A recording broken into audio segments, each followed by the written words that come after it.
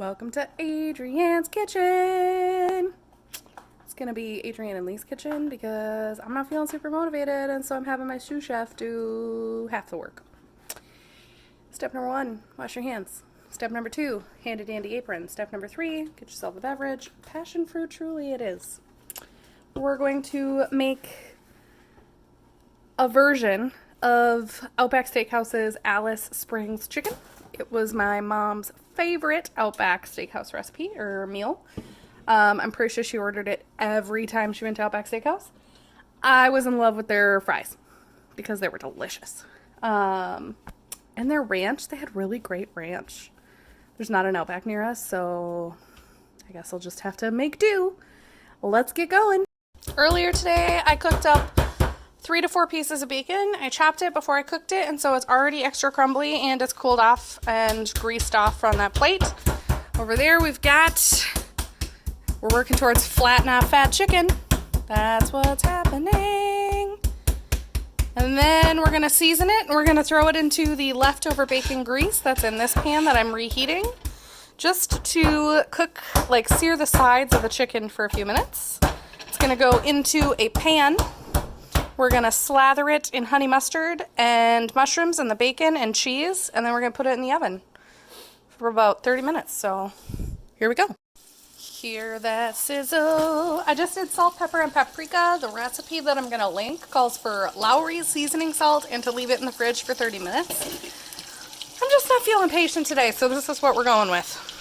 Okay, I put together a little bit of honey, probably about a tablespoon and a half of some Dijon mustard, about 2 tablespoons of mayo. I'm going to mix that all together.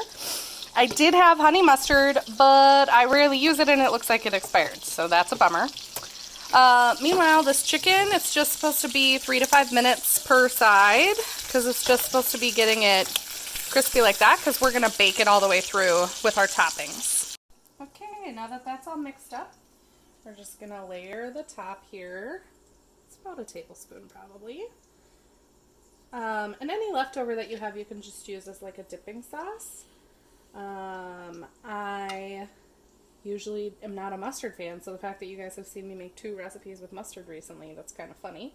I'm just going to do a smidge more, just a smidge on each one. Okay, now that that's done, we're going to do just a couple shrooms on top. It's not really sticking, that's okay. And then the bacon. And I'm gonna have to wash my hands before I touch the cheese. Okay, we're gonna put the cheese, Colby Jack as recommended, just over the top. I just did a nice handful. I did grease the pan too beforehand, so that way all this cheese will hopefully come up, the stuff that's in the pan.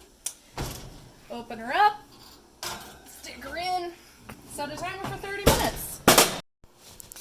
Okay, we pulled it out and it's looking tasty. We're going to check the temperature of the middle of the thickest part of the chicken. If you recall, it should be between, yeah, it's definitely done.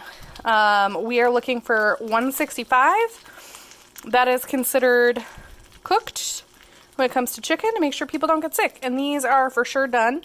I probably could have gotten away with only putting them in for 25 minutes, but I did 30. So there you have it. Link is in the YouTube video, whatever. You'll find the link. Enjoy.